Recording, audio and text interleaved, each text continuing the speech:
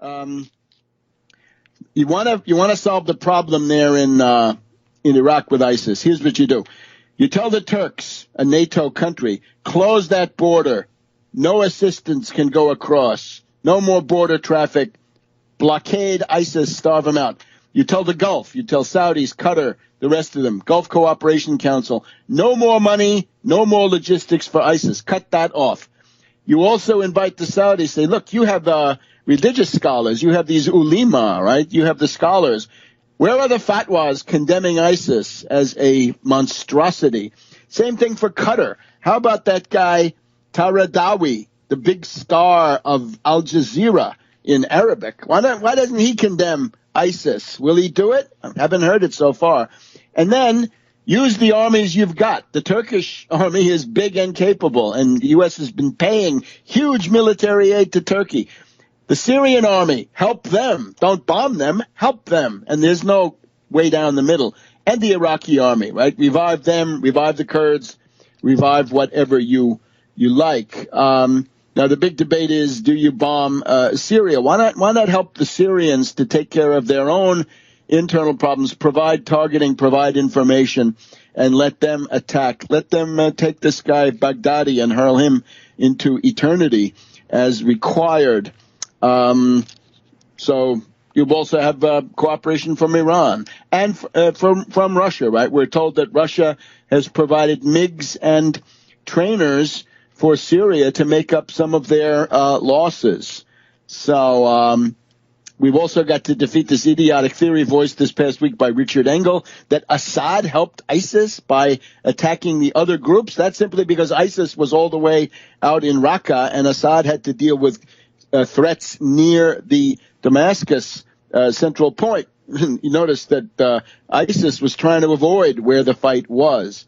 So there's obviously some kind of a briefing paper going around that has 15 to 17 airstrips controlled by Assad that some people in Washington want to bomb. That's absolutely insane, and you will be impeached if you do that, Obama. Then you've also got McCain, right, an exchange on Greta Van Susteren that seemed to reveal more than usual the idea that McCain wanted to fund ISIS or ISIL back in 2012, 2013, and apparently it was Obama personally who said no. So there's an interesting point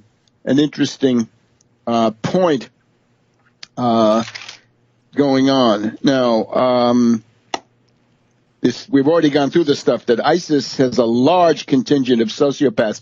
Remember Musawi, Zacarias Musawi, the 13th or whatever he was of 2001. His own lawyers pled that he was a paranoid schizophrenic and tried to get him off, and they didn't get anywhere. Let's also look at Pakistan. What's going on in Pakistan? Is somebody destabilizing Pakistan with a color revolution? We need to know.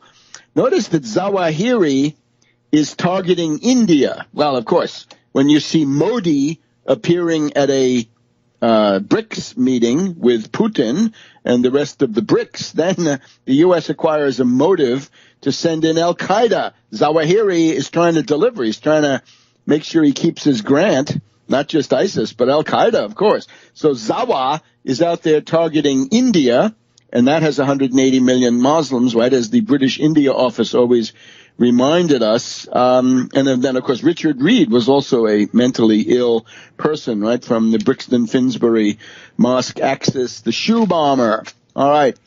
Now, that's what needs to be done in that part of the world. Now, the ISIS. One of the things Obama did, he used his trip to Estonia to talk about ISIS. The smart play for Obama would have been direct the hysteria against ISIS in Iraq and try to use that to crowd the other stuff out. But he's not responding these days. And, of course, Obama is risking impeachment and God knows what if he goes down this garden path.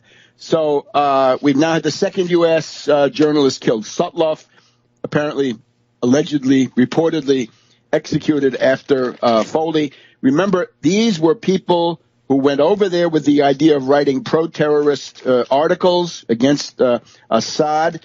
And remember this interesting parallel now with Foley. Foley had been saying that he was in Aleppo and he found that the rebels were unpopular and there was nostalgia for Assad. Then he was kidnapped and killed. In the case of Sotlov, his last tweet was that Nusra rebel forces from Syria had been arrested in Turkey for having sarin gas, and then he disappeared. Right.